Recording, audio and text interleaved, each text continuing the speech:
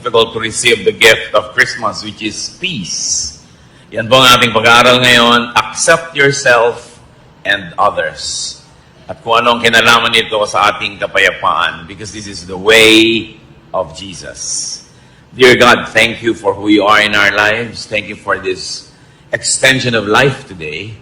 And thank you for all the things that you've given us, not only to survive, but also to enjoy life. Patawarin niyo po kami sa mga kasalanan namin. Hugasan niyo po kami at gawing karapat-dapat dahil sa inyong paglilinis. Maging karapat-dapat kaming lumapit sa iyong harapan at mangahas humingi ng pagpapala. Wala kaming patago sa iyo, O Diyos. Tangi ang pag-ibig niyo ang aming pinangahawakan at ang mga pangako niyo na kami inyong bibigyan ng mga kailangan namin sa buhay. We hold on to your promises, O God, and we ask you to bless us right now. May your words be our medicine, our food, our light, our guidance, our inspiration. Enable us to see you, to hear you. Teach us to obey. Father, we thank you, asking you to bless even those people who are not with us right now. Bless them in your very special and personal way. And may your mercies abound. And as we grow in the knowledge of you, may we become more and more like your Son, Jesus. We thank you. We honor you. Sit on your throne of power and glory and dispense wisdom and blessings to your people. In the name of Jesus, your Son, our Lord, we pray. What is the gift of Jesus? The main gift of Jesus to us is peace. John 14:27, peace I live with you, my peace I give you. I do not give to you as the world gives. Do not let your hearts be troubled, and do not be afraid. Ang centerpiece po ng mga katuruan ng Panginoong Jesus tungkol sa kapayapaan. If you're going to analyze a major theme of the Lord's messages, it's about peace. Kaya siya nagpagaling ng mga may sakit, kaya siya nagpalaya sa mga masasamang espiritu, kaya siya nagtuturo ng lahat ng magagandang asal ay para sa ating kapayapaan. He wants us to have a heart that is untroubled, unafraid, unruffled. But how can this happen? When the Lord was born, angels came down to earth and sang glorious songs. Luke 2:13-15. Suddenly a great company of the heavenly hosts appeared with the angel, praising God and saying, Glory to God in the highest heaven, and on earth peace to on whom His favor rests. Isang uri ng kapayapaan ang ibinibigay ng Diyos Ama sa langit sa pamamagitan ng Panginoong Jesus. But this peace is not for the whole world, not for everyone, but for select individuals. The gift of peace is sufficient for all, but not efficient for just anyone. Ito ay kasya sa lahat ng tao, pero hindi nagiging epektibo sa lahat. Kasi merong dapat gawin ng tao para tablan siya ng kapayapaan na ibinibigay ng Panginoon. And the way of Jesus to peace is to accept yourself and others. Gusto natin magkaroon ng kapayapaan na yan, gusto nating matahimik ang buhay, pero paano ba yun nangyayari? Dapat matutunan nating tanggapin ang ating mga sarili at ang ating kapwa. First, discover your wholeness and that of others. Isang malaking kasinungalingan, kulang ka, mali-mali ka, giba-giba ka, sira-sira ka. It's a lie when people are raised up to think that they are missing so many things in themselves, that they are damaged, and that they are nothing but a wreck. Genesis 1:27, so God created humans to be like Himself. He made men and women. So men are complete, women are complete, people are complete. They're whole, buo, hindi kulang. Essentially, hindi kailangang bawasan o dagdagan kasi napakaganda ng pagkakalikha ng Diyos sa tao. In spite of the much talked about imperfection, in spite of the sins we commit, we are wonderfully made. The foundation of the way we were created, the very foundation and frame of our being is wonderful. Psalm 139:14, I praise you because I am fearfully and wonderfully made. Your works are wonderful. I know that full well. So pinupuri daw nitong mga awit ang Diyos sapagkat ang pagkakalikha sa tao ay sobrang maganda. Kahanga-hanga. At lahat ng ginagawa ng Diyos ay kahanga-hanga. There are two troubles, and we'll call them now troubles A and B. Trouble A is about us. It's about me. Trouble A comes when we consider ourselves incomplete. Nagsisimula ang gulo pagka ang trato mo sa sarili mo ay kay kulang. Trouble comes when we reject and do not accept ourselves. Yan ang malaking gulo. Pagka hindi mo matanggap ang sarili mo, tinatanggihan mo, tinatatwa, pinapalayas mo ang iyong sarili. When you deny and reject your genes, your looks, your unique giftedness and talents and circumstance and reality, trouble begins. Pero laging ganyan ay tinuturo sa atin ng lipunan, maging ng relihiyon. Kulang ka, mali ka, marumi ka, sira-sira ka, giba-giba ka. While up to a point that might be true because of sin, but the very foundation and frame of the human being as created by God is wonderful. Trouble comes when we forcefully change ourselves to suit misapplied standards and oppressive expectations. When you're always made to conform. Nakikita ninyo sa kahit sa mga subjects sa schools, may mga subject na scientific, may mga subject na creative, may mga subject na physical, tulad ng PE, may mga subject na naka-incline sa mga numbers, meron naman sa mga social skills. Iba-iba ang kakayahan ng tao, kaya merong iba yung may favorite subject, merong hindi nila masyadong favorite, merong mataas ang grade nila sa subject na yun, merong hindi dito. Bihira naman yung ang taas ang grade mo sa lahat. At yung mga taong matataas ang grade sa lahat, sa school, kadalasan sa practical life, doon naman sila medyo deficient. Sa love life ko minsan, saksakan ng talino sa school, pero pag dumating na sa pag-ibig, di ba? Parang walang alam. Kanya-kanya tayo ng specialties na ibinigay ng Diyos. At hindi mo dapat sinusukat ang sarili mo sa specialty ng iba. Hindi mo dapat kinukumpara ang sarili mo dahil lagi ka lang magiging kulang. Trouble comes when we depend on other people and other things to fill us up. Pag laging kulang ka ang iyong pagtingin sa buhay, ang mangyayari ngayon, sasandal ka at aasa ka lagi sa mga bagay at sa mga tao para ka laging maging kumpleto. At pagka lagi na ikaw ay naniwala na kulang ka talaga, wala kang kwenta, hindi ka karapat-dapat, what will you do all your life? To strive to be liked, to be accepted, to be praised, to be admired, to find your value in how other people measure you. Sa simula pa lang, it's headed for disaster. Kung nagsisimula ka pa lamang sa buhay mo, nang iniisip mo na agad, kailangan mo ng ganito, kailangan mo ng ganon, kailangan mo umasa kay kuya, kay ganito, kay ate. Dahil kulang at kulang ka, ano mangyayari? Lagi kang naiinggit, lagi kang maninibugo, lagi kang kulang. Sabi nga ni Shakespeare, desiring this man's art or that man's scope, with what I most enjoy, contented least. Lagi mong hinahangad yung talento ng iba, galing ng iba, yaman ng iba, at hindi mo makita yung mabuti tungkol sa iyong sarili. So ang lagi mo na lamang hinihingi sa mga tao, come into my life, change me, complete me, fill me, make me whole. At yan ang fantasy ng romance. When a girl is made to feel that she is nothing but a missing rib that has to be found. When a man is always to be made to feel that he has a missing rib that he has to find to complete him. As we have always emphasized, union in marriage makes you one with somebody in a partnership. But even before that partnership, even you don't have that partnership, you are one, you are whole, you are not one half. Yan ang fantasy ng romance at sometimes yan din ang fantasy ng religion. No? Nakalahati ka lang. No, nilikha ng Diyos ang tao buo. Kahit si Adan, nilikha niyang buo. Sabi lang ni Lord, it's not good that he's alone. Bigyan ng kasama para mag-enjoy. Pero isa siyang taong buo. Hindi niya kailangang umasa sa ibang tao para sa kanyang pagiging buo. Anong nagiging bunga pagka tayo ay laging umaasa sa iba? Dependence. And dependence brings about addiction.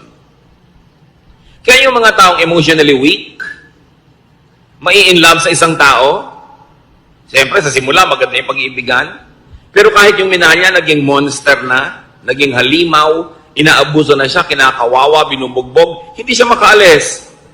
Kasi addict na siya. Kailangan ko ang tao to feel me para niya ako pasayahin. Kailangan ko siya lagi. At pag lagi mong kailangan ng tao, what does it lead to? Possessiveness. And of course, possessiveness is caused by jealousy. Or it brings about further jealousy. Kaya yung mga taong sobrang kailangan ng kapwa-tao, seloso. Huwag kang tumingin sa kanya. Huwag kang makikipag-usap doon. Sa akin lang, sa akin lang. Kasi pag nawala ka sa buhay ko, hindi ako mabubuhay. Isang malaking kasinungalingan. Pinanganak nga, wala yung taong yan eh. At kung yung kinahuhumalingan mo ngayon, na-meet mo nung 18 ka o 24, anong ginawa mo bago mo siya na-meet? Hindi ka buhay? Buhay ka nun. Mabubuhay ka before a romance, without a romance, or after a romance. Huwag kayo masyadong nagpapaulol sa mga fantasy ng mga Valentine's cards. No? Kaya ka nagiging dependent sa tao. And when you're always jealous, you become fearful. And because this person, no matter what he does or she does, cannot really give you what you want, because what you want does not exist. It's a fantasy. You will always have frustration. Kaya ang saya-saya nitong bride, blushing bride, marching down the aisle para ikasal. After 3 months, nagdangangal-ngal na. Hindi niya maibigay sa akin ang aking pangangailangan. Yun, ang tingin mo sa tao mo, taga-feel sa iyong pangangailangan. Di ba? Magnangangal-ngal ka sa harap ng lahat. Dahil hindi na-feel ang iyong expectation. It leads to a fruitless and endless search. And it leads to a symbolic hell or evil spirits in your life. Trouble B is about the other person. Remember yung trouble A, kulang ako, punuin mo ako, kailangan kita. Trouble B naman comes when we consider others, especially people close to us, as incomplete and substandard. Daddy, kulang ka. Husband, kulang ka. Kailangan punuin kita. Wala kang utak. Ako ang may utak. Ilalagay ko yung isip ko sa loob ng utak mo. Diba? Wala kang diskarte, ako meron. Hindi ka marunong, ako meron. Ito ang lagi natin ginagawa sa mga partner. Ginagawa ng parents sa mga anak. Anak, hindi mo alam kung anong bagay sa'yo. Huwag kang mag-aral niyang arts. Walang pera dyan. Pity. No? Yung marunong pa yung magulang doon sa anak kung ano yung gusto ng anak. No?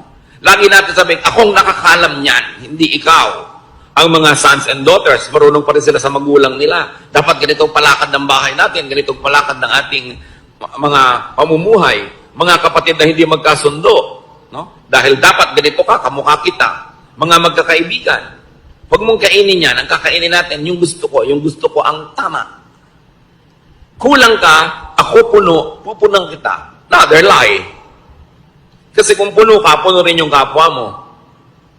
Trouble becomes when we reject them or accept them only partially. Mahal mo lang yung anak mo kung kamukha mo. Mahal mo lang yung anak mo kung yung mga talent niya, gusto mo, pag iba na yung talent niya, ayaw mo na siya. So, hahanap ka ng ibang anak na paborito na kamukha mo. Trouble be when we fill other people with ourselves. Hindi dapat ganyan ang kulay na isinusuot mo. Dapat ganito.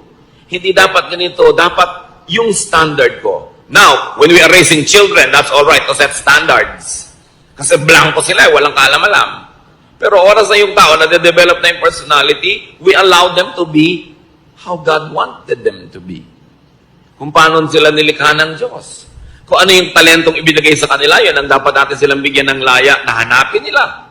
Yung kanilang buhay doon sa talento, sa hilig, sa galing na ibinigay sa kanila ng Diyos. Trouble becomes when we force them to change to suit our taste. And all of this, major issues happen between husband and wife. Ang pag-aasawa ay isang walang patakarang pagtanggap. Hindi siya isang reformatory institution na iibahin kita. Babaguhin ka ng aking pag-ibig. Sa teleserye lang yon, walang nagbabago. So kung hindi mo gusto yung buong-buong tao, huwag mong pakasalan, inaasahan mong mababago mo. Ngayon kung nagbago siya dahil siya naging sumasulo rin sa Diyos, nagkusa, bonus. Pero hindi mo kayang baguhin ang isang tao. Yung let me change you. Let me fill you. Let me refit you to fit my fantasy. You know what's wrong with that? There will be domination. Dodominahin mo ang iyong kapwa. Because for you naman na egg, there should be conquest. Therefore, there will be colonization. You colonize the other person's brain with your thoughts. Gusto mo mag-isip siya tulad mo. Gusto mo thoughtful siya sa ganitong bagay. Hindi niya kakalimutan ng ganitong bagay. Hindi siya maalalahanin. Although it's not an excuse, pero generally speaking, di ba, mas mahilig yung mga babaeng makaalala ng mga anniversary, mga birthday, pati sa iksi na mga relasyon ngayon, monthsary na lang eh. Kasi baka hindi na makaabot ng anniversary na 1 taon. Weeksary, no? Baka mamaya may hoursary pa. So, mas particular talaga yung mga babaeng maalalahanin. Lagi na lang gusto maalala yan ni husband. Although, mag-effort naman yung mga husband maalala, pero dapat mong tanggapin na iba ako, iba siya. Maalalahanin ako siya, hindi. Pero may iba siyang katangian. Pag gusto mong baguhin ang kapwa mo para maging kamukha mo, kamutin lahat ng kati mo sa buhay, kung saan siya makati, di ba gagamitin mo lang siya, hindi mo siya tinatanggap bilang tao. And this is the problem in marriage. Because the moment you try to dominate another person, natural instincts will surface. There will be resistance, rejection. There will even be subversion. Laging gustong-gusto mo, ganito siyang oras umuwi. Laging ginagabihan. Talaga lang to subvert you para hindi ka makapanaig. Idinedepend kasi nung tao yung kanyang sariling pagkatao. There will be defense. And sometimes there will even be offense. Therefore, warfare. Hell again. Evil spirits plaguing your life. What is the way of Jesus to peace? Accept yourself. Great peace follows when we accept ourselves. It does not mean that we will not improve ourselves. It does not mean that we will allow ourselves and tolerate ourselves to be sinful and to be wrong and to be substandard. But you begin everything by accepting yourself. We become more comfortable with ourselves in relation to others. Kasi buo ako, buo siya. Dapat ganun yung dynamics ng relasyon. Hindi yung kulang ako, punuin mo ko. Or kulang ka, pupunuin kita. No, pareho kayong puno. We become more comfortable with ourselves when we are alone. Isa yan talaga sa mga pinakamalulubhang sakit ng maraming Pilipino. Hindi kaya mag-isa. Hindi makakain mag-isa, hindi makalakad mag-isa, hindi maka-enjoy mag-isa. We dread aloneness. And we become like clinging vines. And when you become like a clinging vine, you will choke people around you. Yung lagi kailangan, nandito ka, nandito ka, nandito ka. Paano ka mga tao active, may mga gagawin, may mga hinahabol na mga pangarap, kailangan lagi silang nakapaligid sa'yo para magkaroon ka ng kahulugan. Kailangan maging komportable ka sa sarili mo kahit ka mag-isa. There are times may mga kasama ka, enjoy, but you must also enjoy aloneness. Kasi kung talagang gusto ng Lord na lagi kang may kasama, dapat nilikha kang may mga kakambal, yung kabit-kabit kayo. Yung hindi kayo nagkakahiwa-hiwalay. Di ba pag may pinapanganak pang ang kambal, ino-operahan ba natin para magkahiwalay? Dahil mahirap yung may kakambal. Ngayon, kung may kakambal ka emotionally, hindi ka na inom ng masarap na inumin kung hindi mo kasalo sa iisang straw ang kung sino man. Di ba? Miserable ka nun. At gagawin mo rin yung tao miserable dahil lagi mo siya nahanapin, nandiyan ka, nandiyan ka, nandiyan ka kasi iinom na ako. Kailangan matuto rin tayo ng healthful aloneness.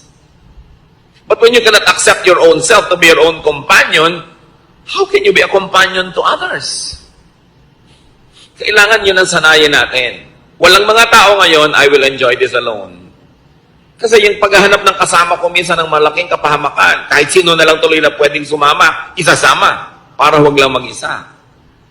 Self-acceptance is the foundation of self-love and self-appreciation. Hindi yan masama. Anong sabi ng Panginoong Yesus sa Mark 12:31? Love others as much as you love yourself. No other commandment is more important than this. So we are not being forbidden to love ourselves, but we are only being reminded, yes, love yourself, but in the same way, love others also. Huwag yung love yourself lang and forget others. At hindi naman love others only and forget yourself. Pareho yun na mali. Irespeto mo ang kapwa mo, irespeto mo rin ang sarili mo. Hindi naman yung binabastos ka na, ang respeto mo pa. Eh hindi ka na nire-respect.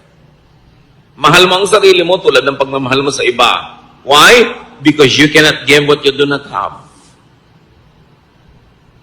How can you understand others when you don't understand yourself? How can you be kind to others when you're not kind to yourself? How can you love others when you don't love yourself? Self-acceptance is the foundation of self-tolerance. At mahirap to be intolerant to your own self. May mga tao, lactose intolerant. Hindi sila pwedeng uminom ng gatas. Eh kung intolerant ka sa sarili mo, yung sarili mo hindi mo matanggap, hindi ka pwedeng mapag-isa, ano mangyayari? And self-acceptance is the foundation of genuine self-forgiveness. Many people cannot forgive others because they also never forgive themselves. So, pinahihirapan nila ang sarili nila, pinahihirapan din nila ang kanilang kapwa. Self-acceptance is the foundation of healthy autonomy. Ang tao dapat masarap na may kasama, masarap na kasama, pero pwede rin walang kasama. Kasi kasama mo ang Diyos. Kahit kailan hindi ka pwede mag-isa. Kasi tinitirhan ka ng Espiritu ng Diyos. Kumisan nga, lagi ka may kasama, hindi ka na tuloy magkaroon ng oras sa makipagsarilinan sa iyo ang Diyos dahil laging may abala. Laging may iba. We should learn healthy autonomy. When we accept ourselves, when we realize our wholeness, we do not excessively depend on and attach to people and things. We socialize, we enter relationships for additional enjoyment, for mutual upliftment, not for dependence. Dapat papasok ka sa relasyon, makikipagnobyo ka, mag-aasawa ka, makikipagkaibigan ka, hindi para ka may sandalan, at hindi rin para meron kang buhatin. Pareho kayong nakatayong mag-isa, nabubuhay, gumagawa ng paraan, naghahanap buhay, nag-aaliw sa sarili, nagpapasaya sa sarili, nagpo-produce sa mga bagay. Tapos, you share for enjoyment. You share for additional happiness and additional joy and pleasure. Pero hindi ka nakikipagrelasyon para ka sumandal o sandalan. Nagtutulungan kasi pampadagdag sa buhay. You are a whole, wonderful. You are an individual, an autonomous unit. Kita ninyo, bakit sabi nila, marami daw ng mga Pilipino nag-i-enjoy ng close family ties? Bakit daw ang mga communities natin close ang ating mga relationship? Poverty forces us to be close.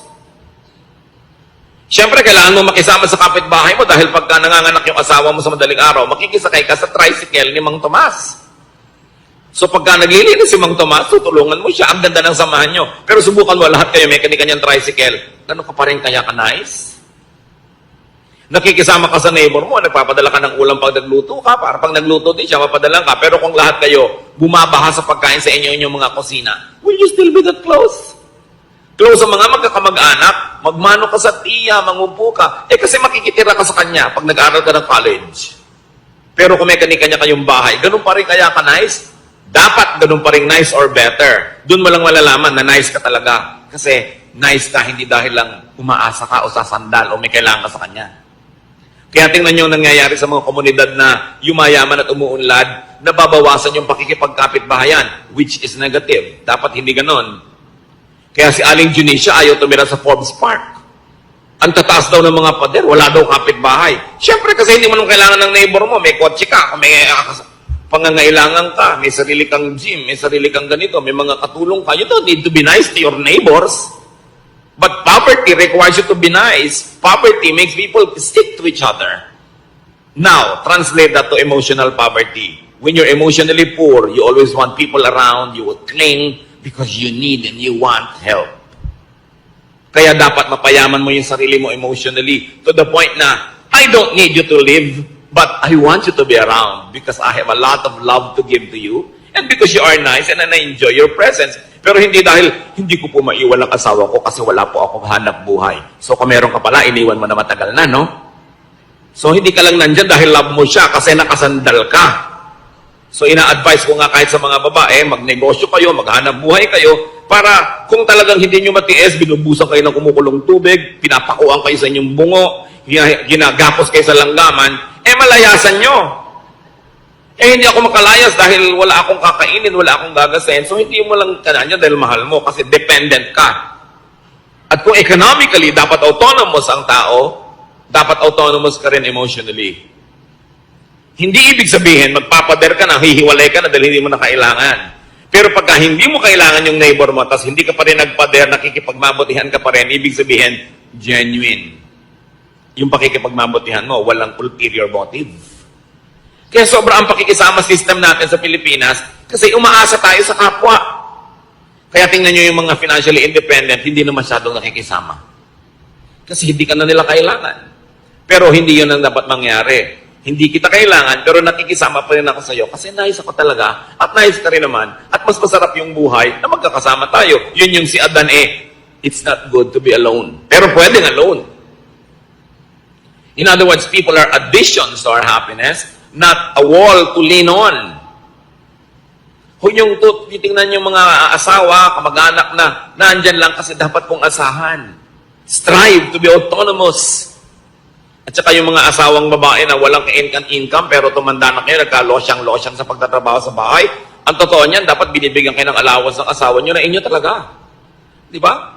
May allowance sa mga bata, but ang wife walang allowance. Ang ibinibigyan mo, pamalengke. That's for all. Yung siya, paano? Di ba? Tapos birthday niya, reregaluhan mo pa ng magandang kaldero para maipagluto ka na naman niya ng masarap. Bibigyan mo ng kalan, ng refrigerator. Ang wife, pag nireregaluhan, yung pang kanya, hindi yung pang lahat. Kasi regalo mo rin sa sarili mo yun kung kalan. Diba? Kailangan yung pangkanya.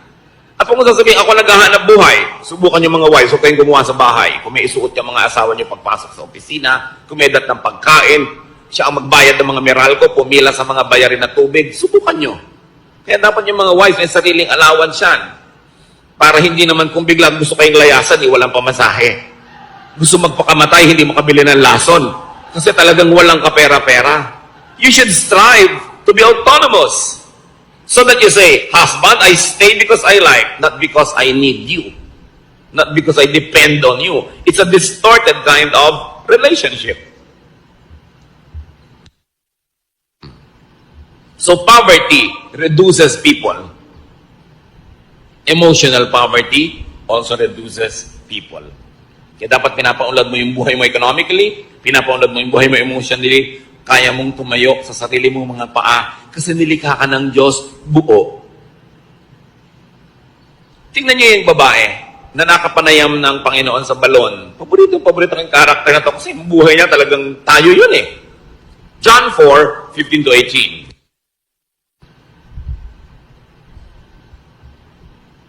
Matapos makausap ng Panginoon ng babaeng ito, sinabi ni Lord, alam mo, kung hihingi ka lang sa akin ng living water, bibigay ko sa iyo, hindi ka na mauuhaw pa. The woman said to him, Sir, give me this living water so that I won't get thirsty and have to keep coming here to draw water. He told her, Go, call your husband and come back. I have no husband. She replied. Jesus said to her, You are right when you say you have no husband. The fact is, you have had 5 husbands, and the man you now have is not your husband.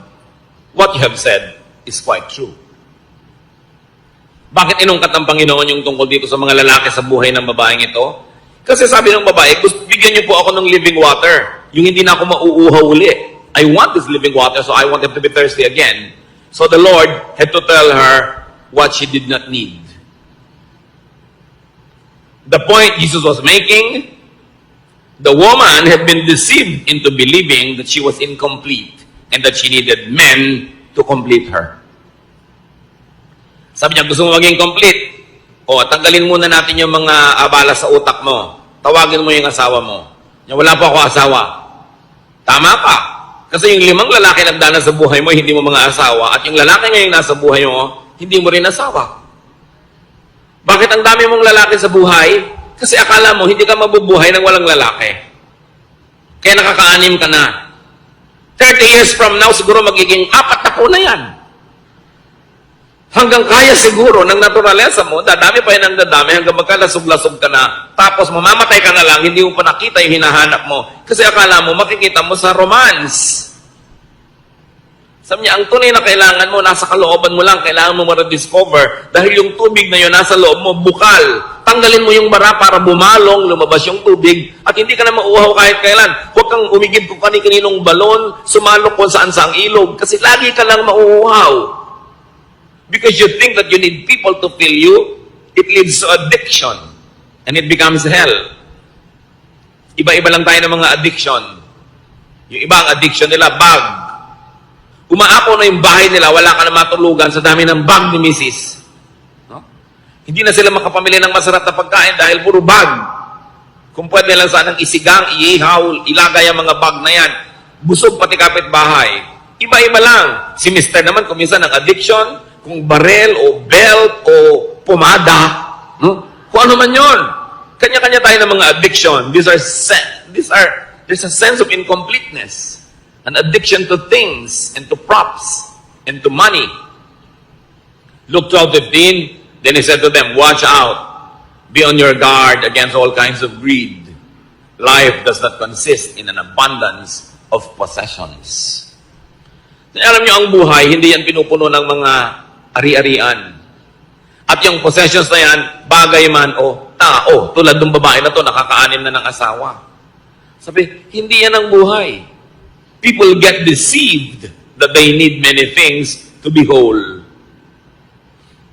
Kaya may mga kolekta ng kolekta. Pag tumanda naman, hindi malaman kung ano ipapamana. Kaya kailangan branded, signature accessories. Kailangan expensive bag and shoes. Estudyante, wala pang trabaho. Ang gusto pa yung cellphone, yung ang mahal-mahal. Yung may lumalabas na bread toaster. Anak, wala ka pang kita. Ang yabang-yabang mo na. Tapos yung kayabangan mo, mga estudyante rin tulad mong wala rin kita. Ba't mo kailangan yan? Para ka sikat? Marami mga tao, kailangan naman nila bahay. Kailangan ganda-gandang bahay. Napunta na sa bahay lahat ang kinita. Wala nang pinuntahang iba o kotse. O kung minsan naman, hindi ka masaya sa height mo, talaga naman kahit na madapa ka na, high heels. Kulang pa yung heels dun sa takong, kailangan lagi pa na mag-heels sa toes, kaya talaga nakatungtong ka na halos sa isang hollow blocks. Hindi ka na makalakad. Yung iba talaga hindi kontento sa ilong nila, kailangang taasan, kailangang kitiran, kailangang bawasan ng panga, kailangang bawasan ng baba, kailangang liitan ng mata, etc., etc. Laging kulang. Sign that you don't accept yourself. Ngayon, hindi naman masama yung up to a point, a little improvement here and there, pwede nanganib na yung buhay mo at namatay ka na sa operating table dahil bina-vacuum ang mga body parts mo, parang dangerous na yun. Anong sabi niya sa 1 Peter 3:3-4? Don't depend on things like fancy hairdos or gold jewelry or expensive clothes to make you look beautiful. Kita nyo yung look. Actually, hindi ka beautiful. You only look beautiful. Sabi niya, be beautiful in your heart by being gentle and quiet. This kind of beauty will last, and God considers it very special. Huwag nyo namang lihim tanggalin yung mga baon-baon yung hikaw. Hindi naman masamang maglagay, pero sabi, huwag nyong iasa ang kagandahan nyo dyan sa mga yan. Kayo, maganda na yung character nyo, meron pa kayong konting pampa-enhance, nice. Pero kung nagiging mitsa na ng inyong buhay, ang hirap-hirap magbayad at hulugan, titigilan nyo ang mga kahangalan na yan. Sa ganon. Alam niyo ang tunay na magandang babae, sabi, yung mabini, yung banayad at tahimik. So anong tawag sa mga madadaldal at maingay na babae? Bahala kayo. Di ba? Sabi, ang kagandahan niya nandyan, yung matining ang loob, matibay ang loob, maganda ang kalooban.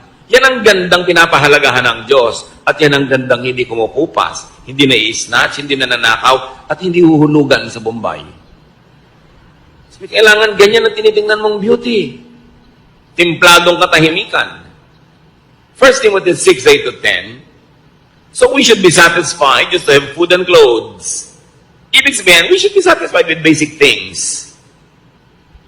People who want to be rich fall into all sorts of temptations and traps. Yung rich, pwede niyong palitan ng people who want to be beautiful or sexy or fairy white, o kaya people who want to be tan. Lahat ng gusto niyong palitan sa inyong sarili fall into all sorts of temptations and traps. They are caught by foolish and harmful desires that drag them down and destroy them. The love of money, you might say the love of other props, the love of cosmetic surgery, causes all kinds of trouble.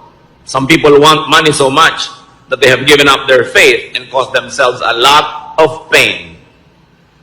Kailangan tanggapin mo yung sarili mo. Kung may konti ka lang may improve na hindi sobrang magastos, hindi dangerous to your health at easy to maintain, pwede. Pero kung magiging pasanin mo sa buhay, yung sa dami ng operasyon mo sa mukha, tawang-tawa ka na sa mo pa.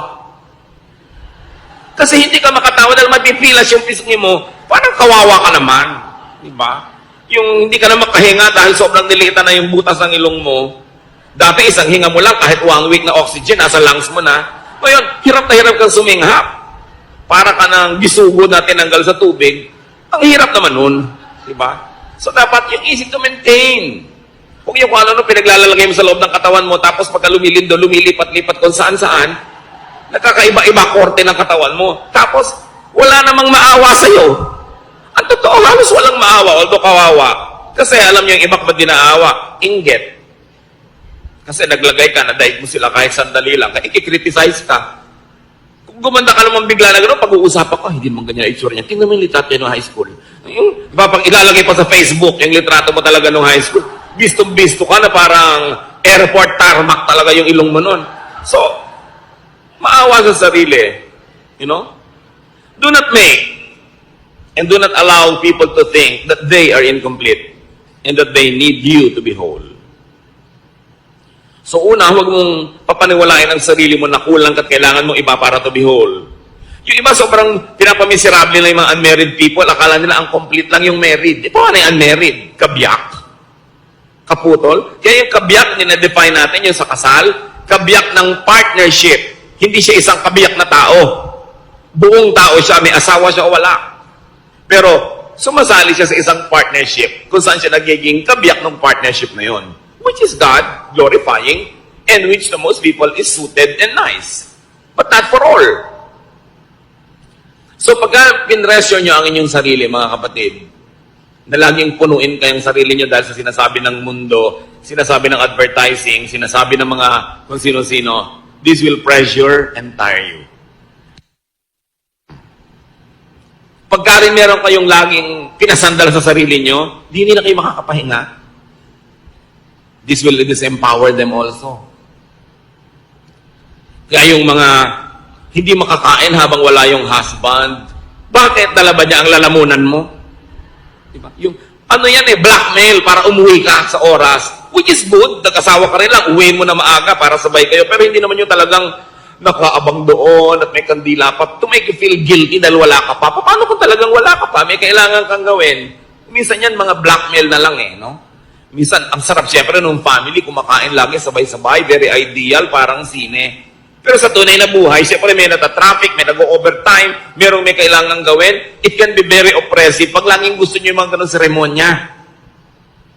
Masarap yun paminsan-minsan at pag natural at likas. Pero pag pilit na, it becomes oppressive. Pag laging gano'n ang pamamalakad mo sa iyong pamilya, anong gusto ng mga anak mo lahat?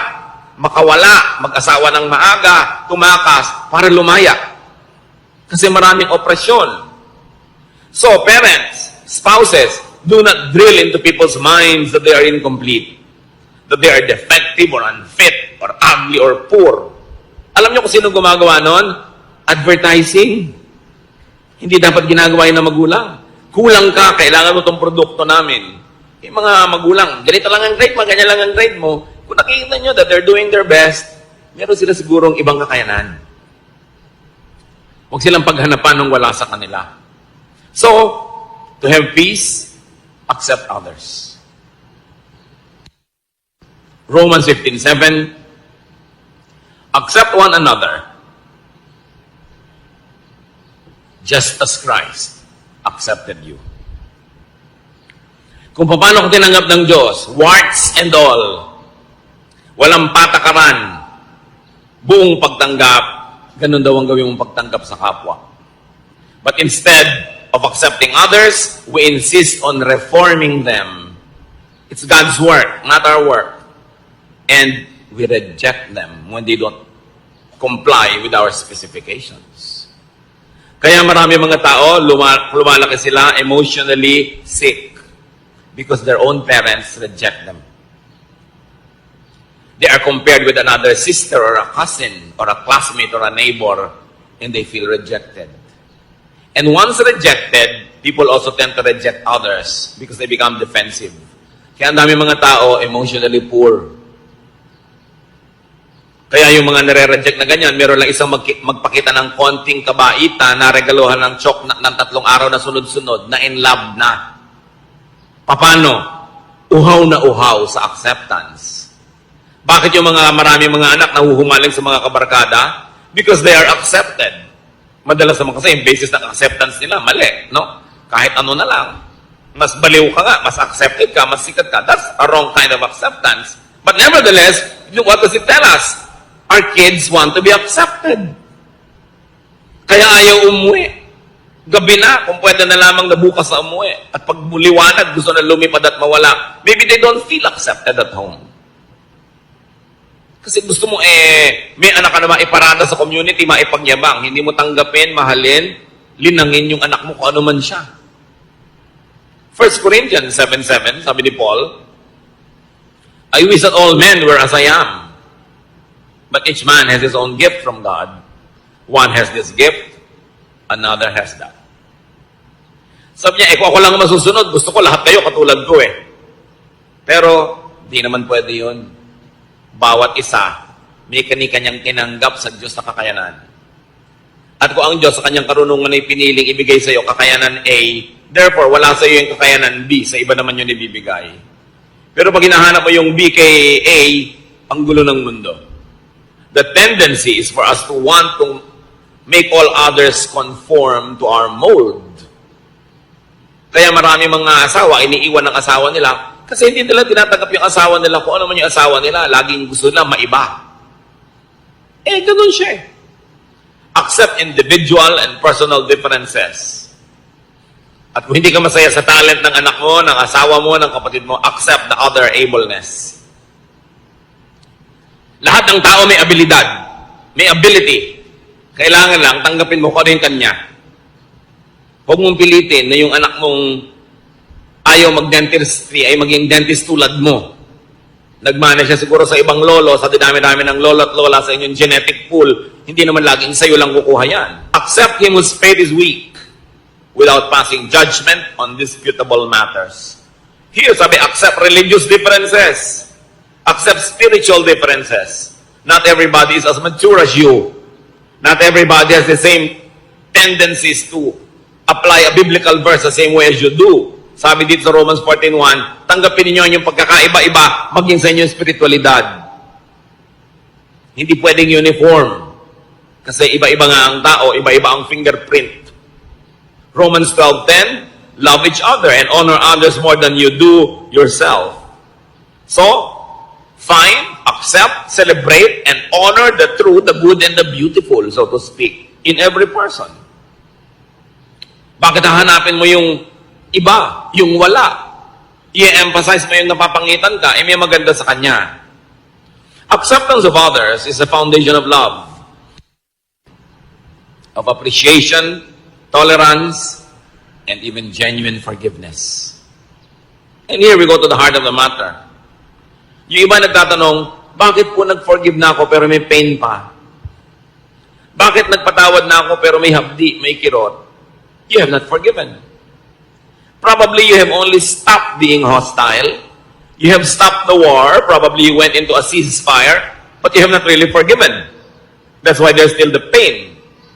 You are able to truly forgive only when you truly know and understand and accept the person. Yung hindi, sige, pinapatawad na kita, pero mo, siguro nasigawan niya ako kasi gutom siya noon. Kasi mataas ang blood sugar niya. Kasi may monthly period siya. O kasi luka-luka siya. Di ba? Kasi may lahi sila noon. Kasi genetically, ganito sila. Nung naintindihan mo siya, doon mo ka ngayon huhugot ng pagpapatawad. Pero pag hindi mo naintindihan at hindi mo tinanggap ang kalagayan niya, ceremonial lang yung patawad mo. It's only a cessation of hostilities. It is only a declaration of a ceasefire. But forgiveness, real forgiveness, has no more anger. Well, you can be cautious. Hindi naman ibig sabihin you forgave, you forgot to be cautious na. You might want to avoid being the victim again because you're cautious, but no ill feelings. Siguro iiwasan mo na maulit o mabigyan siya ng chance ulitin yun, pero wala ka ng hapdi kasi naunawa. Kaya maraming magulang, kahit ang tingin ng mga ibang tao sa anak nila kriminal, mahal pa rin nila, hindi ang bait-bait ng anak ko. Kasi pinapanganak pa lang yun, pinaglilihi pa lang, tinanggap na talaga nung ina ko yung buong-buong pagkatao ng anak. Kaya pagka halimbawa, ang sungit-sungit ng anak, kasi alam nyo nung bata, nahulog yan sa duyan. Nahulog lang, naging ganyan. Galing sa 7th floor. Okay. So, naiintindihan ko yung anak ko. So, intindihin nyo. Kaya hindi halos maubos ang pagpapatawad ng magulang sa anak kasi iniintindi. Kasi tinatanggap. So, kung may papatawarin kayo, huwag niyo sabihin, sige, papatawarin na kita, tama na, tigil na. Unawain niyo yung buong dahilan kung ba't niya nagawa yung nagawa niya. At pag naunawa niyo, baka maawa pa kayo, mamahalin niyo pa. Ganun ang pagpapatawad ng Diyos. Dahil kilala tayo ng Diyos, alam niya yung genetic makeup natin, alam niya yung emotional and chemical situation ng buhay natin the moment that we run short of God's glory. That's why God understands, God forgives, and God loves. Kaya ang sabi, as God forgives you, you forgive one another. Para hindi yung nagpatawad ka kunwari, pero may dala ka pa rin dito, nakabaon. Pagka nakante, pagka na-provoke, lumalabas uli. Kasi hindi nang unawa. That is why many people forgive, yet remain angry. There is no acceptance of the other person. Therefore, no forgiveness. Therefore, no peace. Ang tunay na pagpapatawad, nangyayari lang pagka tinanggap mo, at doon ka lang nagkakaroon ng tunay na kapayapaan. How does that happen? How to get on the Jesus way of peace through acceptance of self and others. Now, this teaching is not easy to understand or follow. It takes a new mindset to appreciate and obey this. Hindi ka makakapagpatawad, hindi ka makakatanggap ng kapwa hanggang hindi mo iniiba ang korte ng iyong utak. So how do you get God's peace? Through acceptance of yourself and others, change your mind. It happens in the mind. Change the way you think. Change your principles and lifestyle. Romans 12:2, let God change the way you think. Then you will know how to do everything that is good and pleasing to Him. You want to be able to forgive? Change the way you think about the person. Change the way you think about yourself. Change the way you think about what proper is and what it is not. Change the way you think about your expectations. Accept the person as you would accept yourself. Then you will begin to understand and you will have the power to forgive because it comes from deep understanding. Anong reaction ng mga tao nun kay Jesus sa kanyang mga turo na to? Pinoy, tinuturo niya, love your enemy, feed your enemy, forgive. Mark 1:27, the people were so amazed that they asked each other, what is this? A new teaching and with authority. Yung iba to kakaiba. Libong taon na yung relihiyon nila, hindi naman sila natahimik. Kaya sabi niya, iba to. May kapangyarihan ang kanyang mga sinasabi. It's a new way of thinking. That's why it's a New Testament. That's why it's a new covenant. Matthew 18:3, and He said, I tell you the truth, unless you change and become like little children, you will never enter the kingdom of heaven.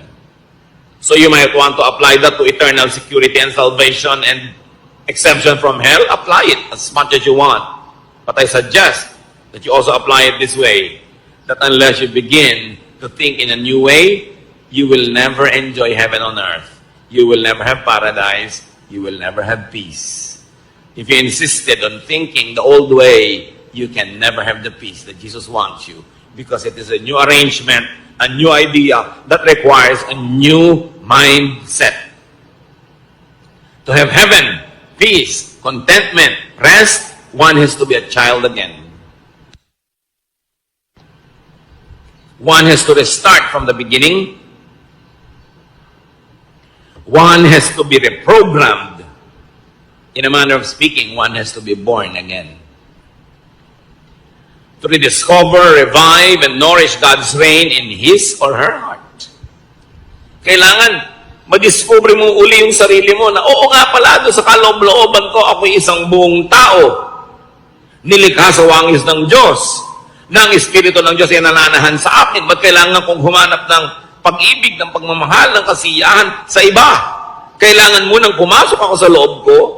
I must travel into me, discover what God has placed there, nourish it, and let it sustain me. And when I'm already overflowing with love and kindness and goodness, because I've already known and accepted myself, and I know God is in me, then I will socialize with people, I will relate with people, because in that case, I will be full of kindness, not just full of wicked expectations.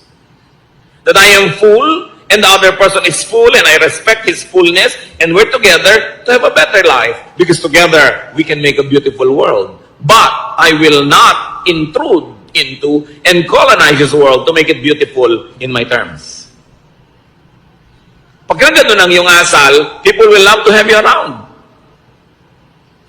And you will love to be around people. So change your mind unto peace and restfulness. Matthew 11:28-30. Sabi ni Lord, "Come to me, all of you who are weary and burdened, and I'll give you rest." Pagod na kayo? Pagod na ang puso nyo? Pagod na kayo magalit? Pagod na kayo magsikap magpatawad? Pagod na kayo na matahimik ang buhay nyo? Pagod na kayo sa paghahanap ng mga pangarap nyong pag naabot nyo ay biglang naglalahong parang mula? You're tired of chasing rainbows? You're tired of repairing all the broken toys in your life which never get fixed? Come to me. I'll give you rest. Learn from me. For I am gentle and humble in heart, and you will find rest for your souls. So you don't learn from others. Don't learn from other isms and ideas and philosophies. Learn from me, for my yoke is easy and my burden is light. So paano malalaman kung galing kay Jesus? Magaan. Hindi mahirap sa loob. Kahit hirap yung katawan mo sa pagsunod, hindi hirap ang loob mo. Magaan. The kingdom of God is restful, easy, and light. So peace, restfulness equals heaven on earth. And it is in accepting yourself and others. Habang hindi mo tinatanggap ang anak mo, asawa mo, magulang mo, kapatid mo, lagi kayo magtutunggali. Lagi kayo magko-contest. Mag-uunahan kayo kung sinong masusunod, kung sinong mananalo, kung sinong mananaig. Stressful yan. Hindi ganyan ang buhay. When you accept yourself, you relax. You become less demanding and suffocating. And you become nicer and more open, more accepting. And when you accept others, you also relax. You become less intrusive, less judgmental and demanding. You become more forgiving. And they too relax. Everybody relaxes. Masaya ang buhay. Deep and real forgiveness comes from unconditional acceptance and understanding. Change your mind and this can happen. Kaya ka may problema sa asawa mo, may iniisip ka, hindi yun ang natutupad.